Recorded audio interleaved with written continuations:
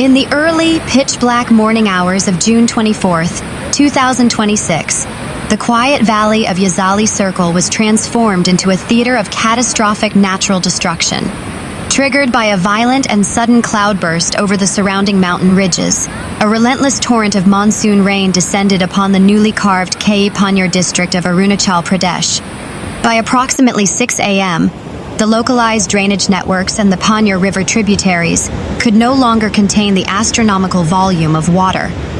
What followed was an absolute wall of liquid mud, uprooted trees, and massive boulders that tore through the 43-kilometer NEEPCO, Northeastern Electric Power Corporation, Township Colony, and the adjoining historical Poosa village. Eyewitnesses described a sound resembling a continuous, low roar of thunder before the earth gave way. The primary catalyst for the localized devastation inside the corporate township was the sudden, catastrophic structural failure of a massive under-construction concrete retaining wall near the 405-megawatt Panyor hydroelectric project. As the wall breached under immense hydraulic pressure, millions of gallons of water and trapped mountain silt were channeled directly into the low-lying residential sectors. Sleeping families were abruptly jolted awake as water rapidly rose past windows, giving residents mere seconds to flee to higher ground. A significant portion of the NEEPCO colony's established infrastructure was completely buried under a thick mantle of debris or entirely swept downriver. The swiftness and sheer violence of the flash flood left little time for organized evacuation. Local disaster management authorities, alongside the Keyi Panyor District Police, have released verified figures regarding the human cost of this disaster, though fears remain that the numbers could shift as clearing operations progress. The disaster has claimed at least one confirmed life. Emergency responders recovered the body of Mrs. Nirmala Gupta, 35, a dedicated local educator who taught at the Vivekananda Kendra Vidyalaya, VKV Yazali school. Mrs. Gupta was trapped inside her designated residential quarters when the retaining wall breached, allowing a massive influx of mud to completely seal the structure before an escape could be mounted. Her passing has sent shockwaves of grief through the close-knit educational and corporate communities of Yazali. As of the latest briefings from the district administration, 4 individuals remain officially unaccounted for. Rescue teams are operating under the grim assumption that they were caught in the open or dragged out of their dwellings by the initial high-velocity wave of water. The missing persons have been identified by authorities as Elesh Marak, 13, a young student residing within the colony area, Balari Marak, 30, a resident of the affected sector, Tao Anjina, 46, a local resident whose house was situated near the primary breach path, Sourav Kumar, a worker associated with the local infrastructure and maintenance projects. Specialized deep-water diving teams and canine units are focusing their efforts along the banks of the Panyor River and the debris pools formed at the base of the colony hillsides. The flash flood and accompanying landslides inflicted injuries upon 17 individuals, with varying degrees of severity. 14 patients are being treated for lacerations, blunt force trauma, and hypothermia at localized temporary medical camps. 3 individuals are in highly critical conditions suffering from severe crush injuries. The process of evacuating these critically injured patients highlighted the sheer logistical nightmare facing emergency services. Paramedics attempting to transport the victims via road toward advanced medical facilities in Zero found their paths completely blocked by a massive deep mudslide at Pittapool. Showing immense bravery, local volunteers, police personnel, and emergency responders manually carried the stretchers on foot across treacherous, shifting mud banks for over a kilometer before transferring the patients into a secondary fleet of waiting ambulances on the other side of the landslide.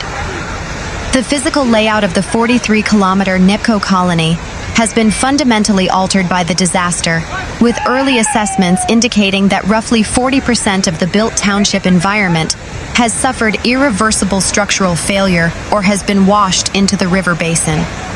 Between 15 and 18 residential quarters, which housed NEEPCO technicians, engineers, and VKV Yazali school staff were completely demolished. Several structures were ripped entirely from their concrete foundations and pulverized by the weight of moving boulders, while others remain submerged under 3 to 5 feet of heavy gray silt.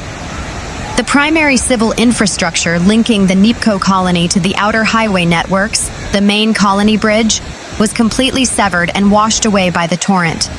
This has effectively isolated sections of the township, turning the immediate rescue area into a logistical island accessible only by foot or aerial drop. Dozens of private cars, transport trucks, and heavy earth-moving equipment parked within the lower terraces of the colony were caught in the mudflow. Many vehicles were tossed down the hillsides, stacked on top of one another, or carried kilometers downstream into the main river channel, representing massive financial losses for the local population. The geographic impact extends far beyond Yazali. The catastrophic rainfall triggered simultaneous landslides along the vital Poten to zero stretch of National Highway 13, NH13. The alternative transit routes, including the Hoj to Sagali and Hoj to Poten roads, have been rendered entirely impassable due to massive sinking of the roadbed and falling debris. Hundreds of commercial trucks carrying essential goods and civilian passenger vehicles remain stranded across the mountain corridors. The response from the government and disaster management agencies was immediate, though heavily constrained by the severe weather and severed communication lines. Keyi Panyor, Superintendent of Police, Angad Mehta, alongside district administrative officials, established a temporary command center near the edge of the affected zone within hours of the initial breach. Recognizing that ground transit was utterly blocked by the landslides at Pitapool and along NH13, the state administration made an urgent appeal to the central government and the Indian Armed Forces. The Indian Air Force, IAF, promptly mobilized heavy lift and utility helicopters.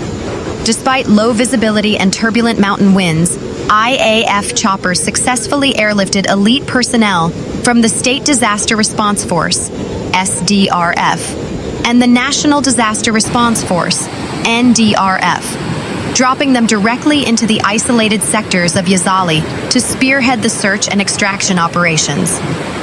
From the state capital, Chief Minister Pema Khandu issued an official statement expressing profound sorrow over the tragic loss of life and the immense destruction of property. The Chief Minister announced that he is monitoring the situational updates on a minute-by-minute basis through a dedicated hotline with the Keyi Panyor District Commissioner. Chief Minister Khandu directed the immediate deployment of financial ex gratia relief funds for the family of the deceased and ordered the Food and Civil Supplies Department to ensure that adequate rations, clean drinking water, medical kits, and blankets are flown or manually ferried into the temporary relief camps established in the higher, safer altitudes of Yazali. The Panyor River is a vital hydrological tributary that flows directly into the broader river networks of the northeastern plains. The localized disaster in Yazali has triggered a massive domino effect across state lines into neighboring Assam. Disaster management authorities have issued a high alert for downstream areas in the lowlands of Assam. The movement of floodwaters, carrying millions of cubic meters of mud, is expected to drastically increase the water level of the Brahmaputra River in the next 24 to 48 hours. Police have strongly urged people in the mountainous regions of Arunachal Pradesh, particularly those traversing vulnerable corridors such as East Kameng, Pakit Kesang, and Tawang, to cancel or postpone all non-emergency travel. The soil along the mountain pass is considered extremely unstable due to high water saturation, and the risk of further massive landslides remains critical as long as monsoon rains continue to lash the region.